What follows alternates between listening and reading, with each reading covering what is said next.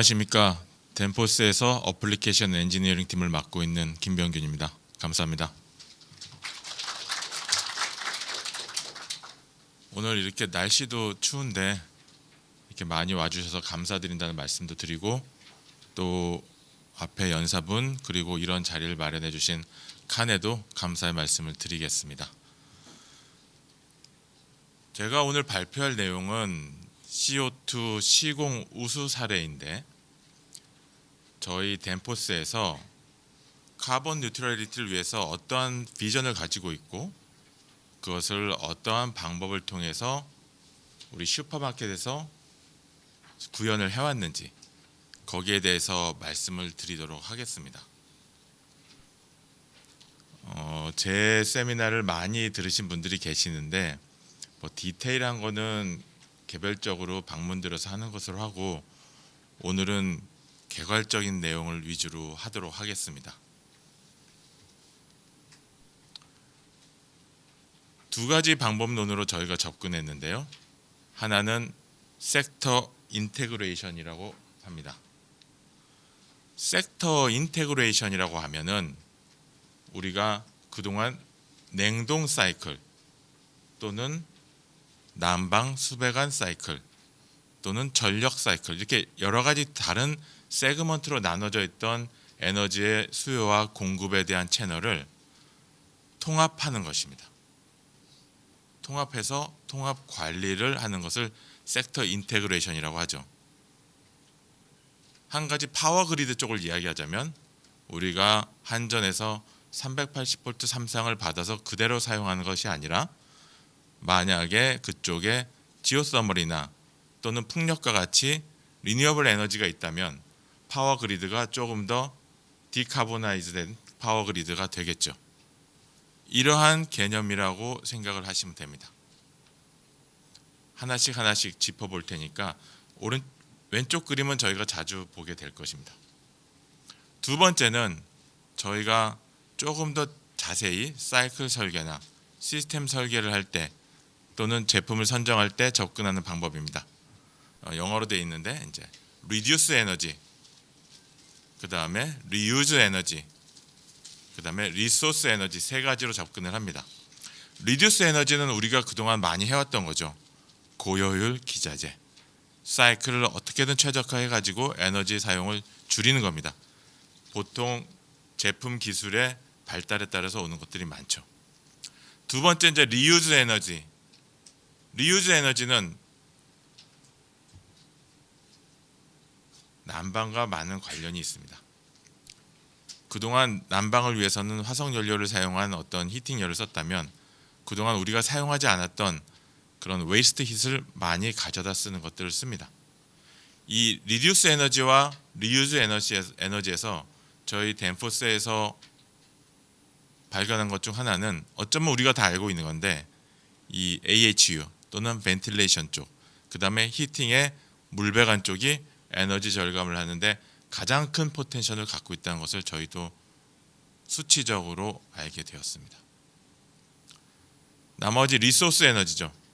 리소스 에너지는 아까도 말씀드렸듯이 380V 3상을 그대로 사용하는 것이 아니라 풍력이라든지 또는 솔라 파넬을 이용해서 사용하는 것이 되겠습니다.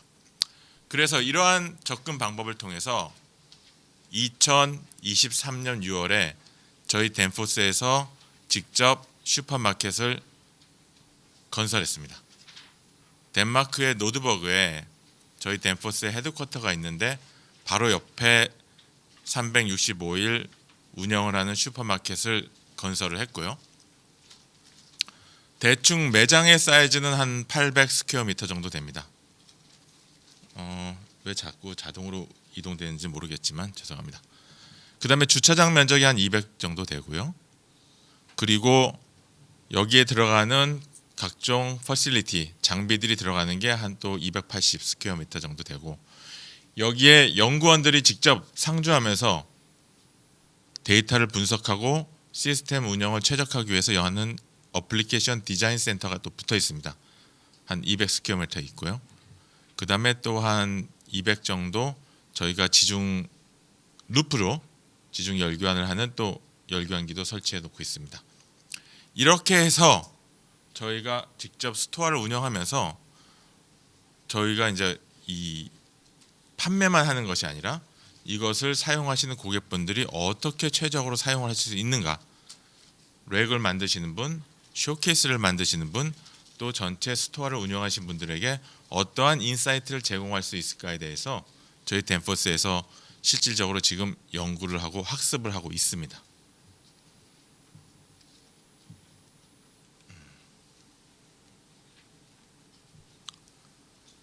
카본 뉴트럴리티를 제일 처음 말씀드렸죠. 그래서 냉매를 사용하자면 기본적으로 CO2 냉매를 사용하게 됩니다. 그래서 CO2 냉매를 사용한 냉동 시스템이 들어가 있고요.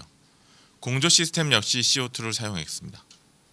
그 외에 실질적으로 작동되는 것들을 모니터링하고 또 저희가 컨트롤을 할 필요가 있습니다. 조금 이따가 말씀을 드릴 텐데 인위적으로 컨트롤을 해야 될 필요가 있을 때 또 컨트롤을 바로 엔지니어들이 할 수 있도록 모니터링 앤 컨트롤 룸이 되어 있어요. 요즘에 AI 이렇게 돼 있는데 현재 저희 댄포스에도 이런 슈퍼마켓에 대해서 학습을 하고 있는 AI가 있지만 현재 여기에 대해서는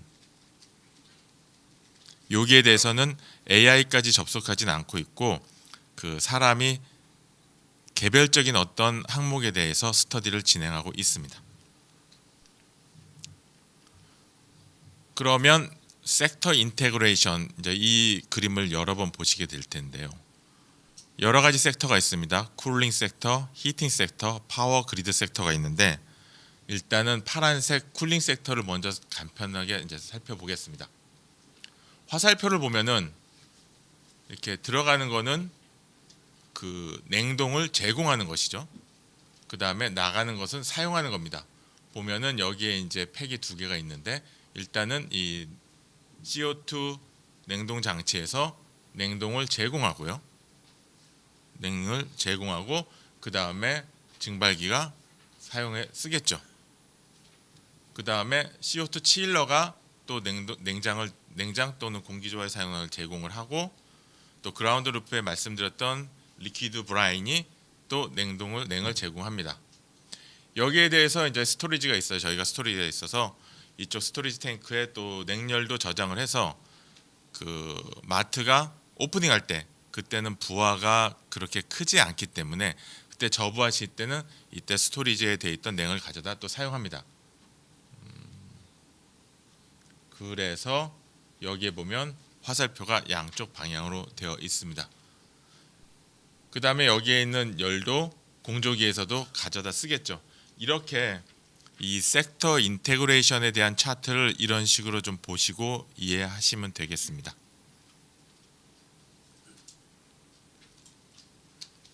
뭐 설비에 대해서는 글자 크기가 좀 작은데 이제 좀 말씀을 드릴게요. 여기에 이제 보면은 증발기가 한 20개 정도 설치가 돼 있습니다. 20개 설치가 돼 있어 가지고 중온용이 11개, 저온용이 9개 설치되어 있고요. 중온용 1개, 저온용 1개는 이제 콜드룸용으로, 나머지는 매장에 있는 쇼케이스용으로 사용되고 있습니다. 뭐 여러 가지 장비들이 있는데 제일 중요한 이제 CO2 냉동기는 두 가지가 있어요. 저희가 몇 가지 실험을 하기 위해서 두 가지 냉동기를 설치했는데 하나는 일반적인 그 CO2 부스터 사이클로만 되어 있는 렉입니다. 이걸 설치했고 또 하나는 어드밴스드 팩이라고 해서 이젝터, 그 다음에 뭐 패러렐 압축기까지 적용되어 있는 그런 렉을 설치가 되어 있습니다. 그것이 이제 대표적으로 중요한 거고요. 나머지는 뭐 저희도 여러 가지 시험을 하기 위해서 플러그인 쇼케이스라든지 또 다른 장비들이 설치가 되어 있습니다. 이젝터라는 것을 잠깐 설명을 해드릴게요. 저희 실제 설치된 사이클을 설명드리기 전에 이젝터라는 것은 기본적으로 이 저온 저압의 냉매 가스를 고온 고압의 냉매 가스와 혼합을 하는 그런 장치입니다. 다른 그 압축 일이 없이 저온 저압의 냉매 가스를 고온 고압으로 혼합을 하는 거죠. 여기에 우리가 이제 아주 오래전에 배웠던 유체역학에서 배웠던 모멘텀 이퀘이션이 나오는데 베르누 이퀘이션이 나오죠. 일단 여기에 이제 노즐과 디퓨저의 설계에 따라서 이쪽 부분에 이제 압력이 굉장히 낮아집니다. 그래서 압력 에너지는 굉장히 낮아지고요. 사실 그림을 일부러 이렇게 그렸는데 위치는 동일하다고 가정하자면 위치 에너지는 변함이 없고 그러면은 이제 속도 에너지는 또 빨라지겠죠. 그래서 굉장히 높은 속도. 이 속도는 설계에 따라 다릅니다. 노즐과 디퓨저의 설계에 따라 다르는데 음속보다 훨씬 높게 초음속까지도 갈 수 있죠. 어쨌든 이 압력이 굉장히 낮아져 가지고 고온 고압의 가스가 굉장히 낮은 압력을 형성하는 이 노즐 출입구 부분이 압력이 저온 저압의 압력보다 낮아서 저온 저압의 가스가 빨려 들어오게 되는 자연 법칙을 그대로 이용한 그런 장치입니다. 그런데 이제 이걸 설명하지 않고 다음 사이클을 말씀드리면 약간 어렵기 때문에 말씀을 드린 거고요. 실질적으로 어드밴스드 팩에 적용된 모든 기술이 복합되어 있는 PNID입니다. 요것만 제가 세미나 할 때 각 고객사분들 찾아뵙고 한 2시간에서 3시간을 설명을 드렸어요. 또 오늘 발표 자료 모음집 보니까 뒤편에 그 많은 전문 업체에서 우리 고객사도 계시고 또 같은 동료 업체분도 계시는데 자세히 설명되어 있으니까 그때 이제 설명을 들으시고요. 이 사이클은 이렇게 나눠서 설명드려야지 한꺼번에 들으면 좀 어렵습니다. 다만 이젝터라는 제품이 여기에 달려 있는데 여기는 이젝터가 압축기에 일이 없이 저온 저압 중온용 쇼케이스죠. 여기서 나온 냉매를 상당 부분 냉매를 거의 한 70% 되는 냉매를 빨아들여서 다시 이 리시버로 보내는 그런 장치이다. 그러면 이거를 왜 사용하느냐?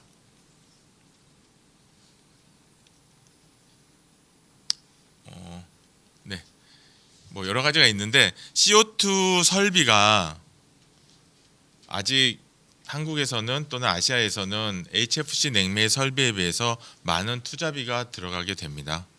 그러면은 이제 유럽처럼 현재 설치되고 있는 뭐 95% 이상의 그 슈퍼마켓용 냉동기가 CO2라면 거기에서의 ROI 계산과 현재 HFC 냉매를 사용하고 있는 아시아에서의 ROI 계산은 너무나 달라지기 때문에 저희가 어떻게든 고효율 장비 또 방안 또 원가 절감에 대한 방안을 찾아야 되겠습니다.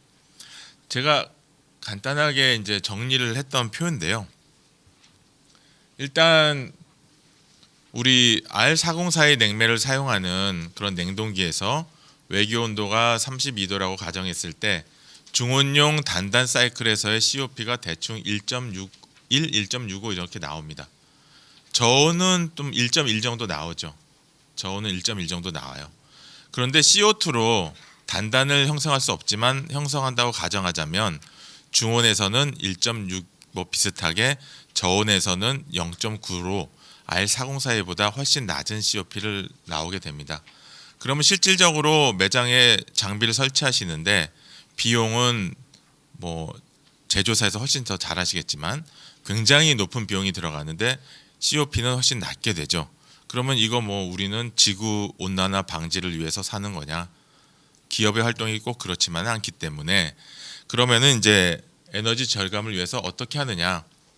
일반적인 그 CO2 가스 바이패스 부스터 사이클에다 이제 IT 압축기라고 그러는데 패러렐 압축기를 달면은 대충 한 10% 정도 에너지가 이제 절감됩니다. COP가 좀 올라가고요.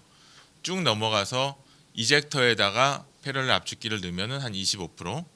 그 다음에 모든 기술 이게 이제 저희가 설치한 그 어드밴스드 팩의 시방인데 그러면 31% 정도 올라가서 1.65였던 COP. 이 COP는 중온용 시스템과 저온용 시스템을 통합한 통합 사이클의 COP입니다. 그게 2.16으로 올라가서 그래서 CO2 시스템이 HFC 시스템보다 COP가 높다라는 말이 나오는데 거기에는 이런 설계적인 차이를 적용해야 나오는 거지 그냥 CO2 가스 바이패스 사이클을 쓰신다면 그렇게 나오지 않으실 수 있습니다. 이 렉의 모양인데요. 아까 말씀드렸던 이제 냉열도 보관하고 온열도 하는 힛 리커버리 유닛이 있는데 한 5,000리터 정도 되는 그 워터 탱크를 가지고 있습니다. 여기에 대해서의 핵심은 사실상 이제 사이클 운전을 어떻게 하느냐, 또 판형 열교환기가 어떻게 사용되느냐인데 이제 저희 덴포스에서는 판형 열교환기도 쓰고 있고요. 그 다음에 이제 두 번째로 난방 쪽을 보겠습니다. 이제 빨간 쪽을 보는 거예요.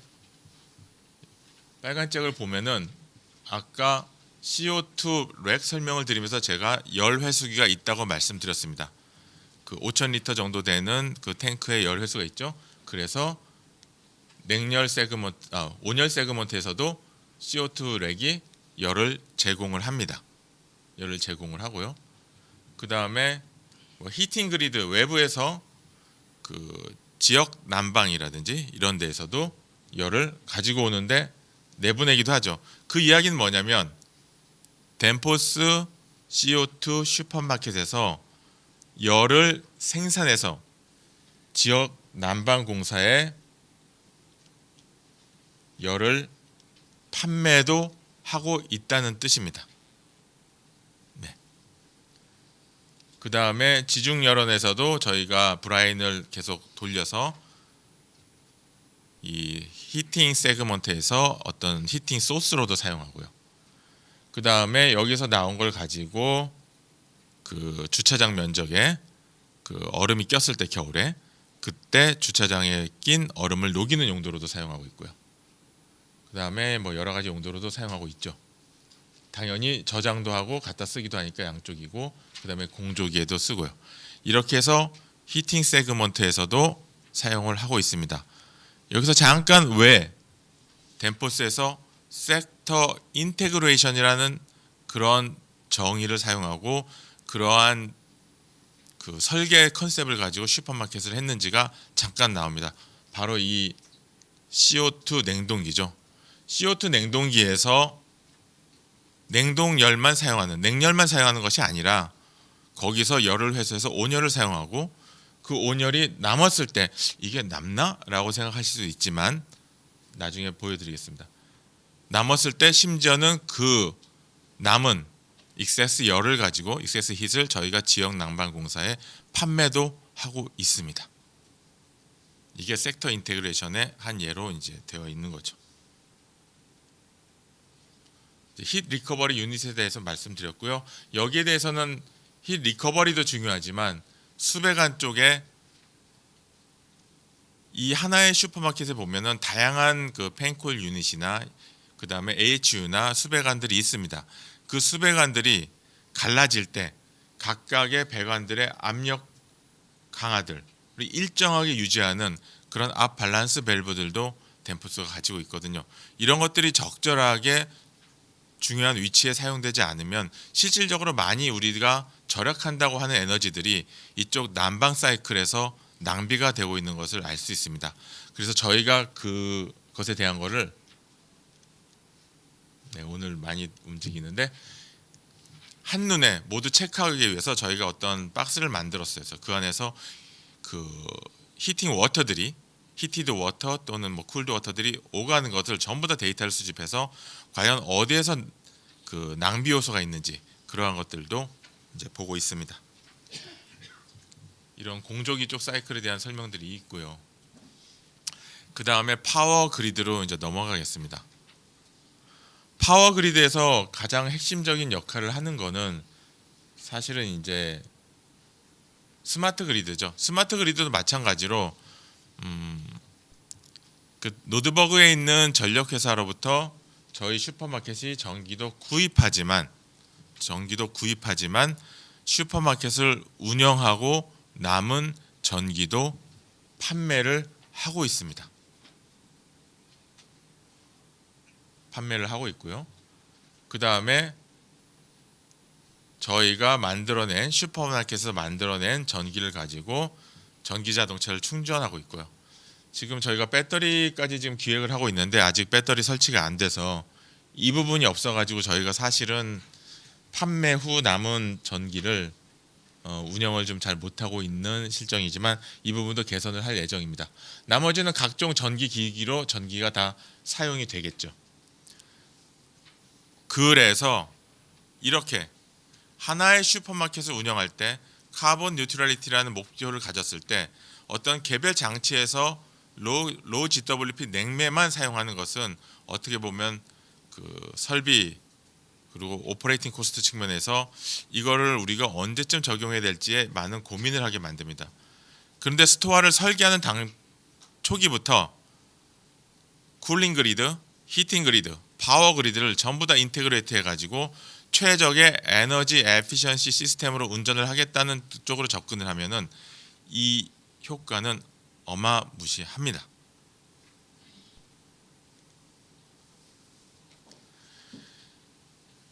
이 왼편에 보이는 것이 이제 저희 덴포스 스마트 스토어의 에너지 사용하는 디스트리뷰션 차트고, 오른쪽이 이제 근처에 있는 우크벨이라는 그 저희가 모델로 삼았던 스토어예요. 에너지 사용을 보면 비슷합니다. 왜냐하면 사이즈도 비슷해요. 사이즈도 비슷하기 때문에 에너지 사용량을 보면은 여기가 이제 냉동에 쓰이는 것들이 비슷하고 나머지가 이제 스토어, 이게 이제 스토어 이름인데 말스라는 체인입니다. 스토어 이름이고, 그다음에 뭐 조명, 그다음 벤틸레이션이나 컴포트에 사용하는 것들이 비슷비슷합니다. 그래서 이 차트를 만들 때까지만 해도, 여기 만들 때까지만 해도 에너지 사용량이 양쪽 스토어가 비슷하다는 말이 들었는데, 나중에 차트를 만들고 나니까 지역 난방공사에서 32메가와트를 더 이쪽에서 쓰고 있다라는 말들이 나와 있고요. 이 차트는 그냥 보면 월별로 에너지 사용량이 비슷하다라는 느낌을 가지시고요.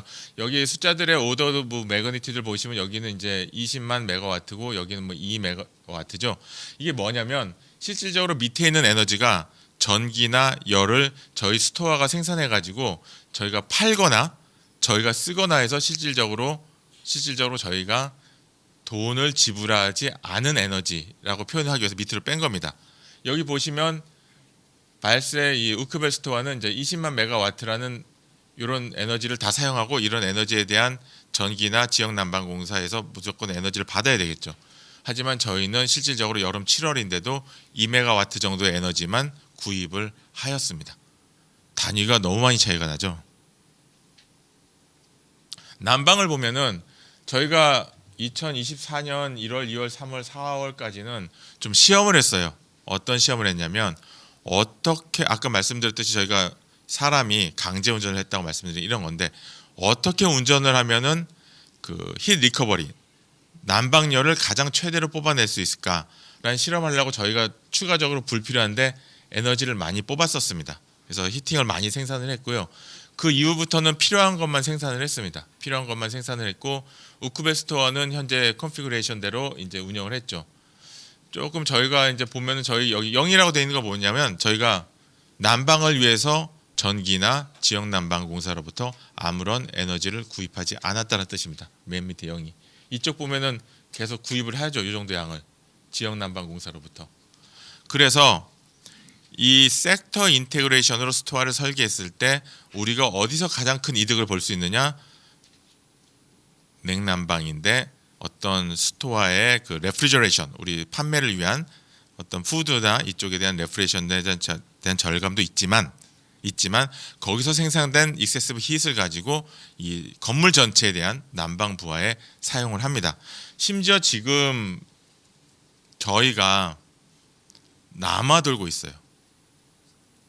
열하고 전기가 지금 남아돌고 있는데, 이 노드버그가 지도에서 보시면 아시겠지만 덴마크도 그런 이제 유럽의 북유럽의 어떤 도시인데, 노드버그는 거기에 또 작은 도시입니다. 그래서 그쪽에서 이제 수요가 더 있어야 저희가 판매를 하는데 살 여력이 없어요. 저희 덴포스가 생산해낸 전기와 그 다음에 그 열을 구입을 못하기 때문에 저희가 이제 이번에 많이 배웠죠. 그래서 이 정도의 800 스퀘어미터 정도의 그 영업 면적을 가진 스토어를 설계할 때 솔라 패널은 어느 정도로 하는 게 최적하고, 그 다음에 난방 그리드를 위해서는 어떻게 설계하는 게 최적하다. 자기 동네에 따라 틀려요. 우리나라에서는 전기를 팔 수가 있는 그런 시스템도 하고 있지만, 네, 그것도 좀 봐야 되고 지역난방공사에 또 열도 팔아야 되지만 이런 것들 여러 가지 고려를 해야 됩니다. 그래서 어떤 큰 목적을 위해서는 법률도 제정해야 되고 그다음에 한전과 가스공사에서의 어떤 지역 그 전기 스마트 그리드에서 구입을 할 때 가격을 어떻게 하느냐, 또 지역 난방공사에서 열을 구입을 할 때 여름과 겨울에서 어떻게 할 것이냐에 대해서 이런 것들이 다 앞으로 우리가 어쩌면 10년에 걸쳐서 개발해야 될 그런 시스템일 수도 있습니다. 그리고 그러한 걸 할 때 여기 계신 동료 업체들 또 고객사들 또 여기 많이 계신 우리 업계의 어떤 인플루언서 분들께서 저희 덴포스와 함께 할 수 있는 기회가 있으면 좋겠습니다. 오늘 세미나는 여기서 일단 마치도록 하겠습니다. 고맙습니다. 발표 잘 들었습니다. 고맙습니다.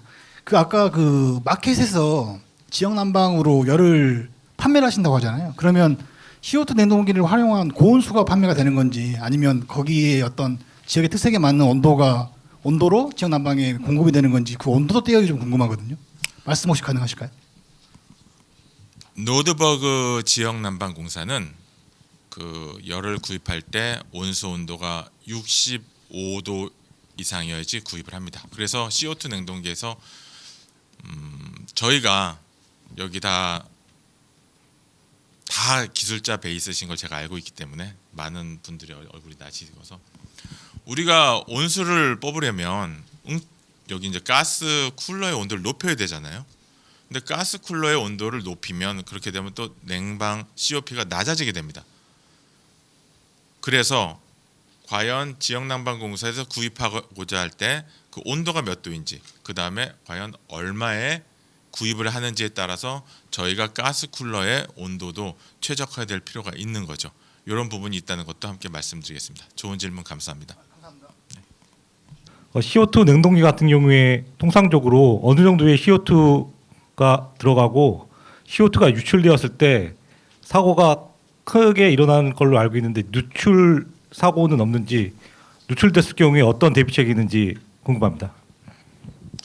CO2 냉동기의 충진량은 실질적으로 그 설계를 하고 설치하신 분이 더 잘 아시겠죠. 근데 HFC 쪽에 비해서 그렇게 크지는 않다. 왜냐하면 냉동기 사이즈가 줄어들잖아요.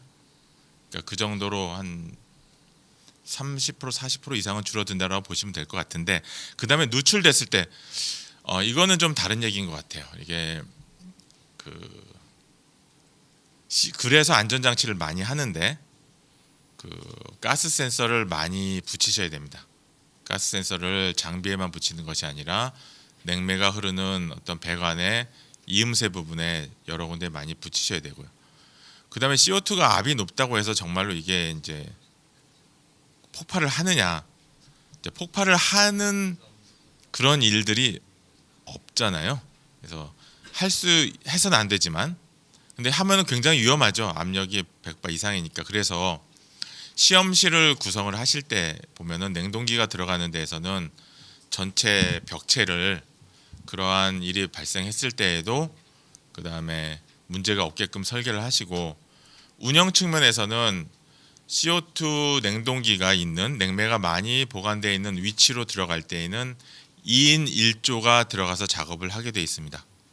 지금은 한 명이 들어가서 뭐 이렇게 막 서비스 밸브 작동 뭐 조이고 뭐 이런 거 다 하잖아요. 압력 보고. 그런데 CO2로 할 때는 2인 1조가 들어가는 것을 하고 있고요. 여러 가지 좀 프랙티컬한 엑서사이즈가 있는데 그거는 나중에 기회가 되시면 저희한테 연락을 주시면 따로 만나서 자세히 말씀드리는 것으로 하겠습니다.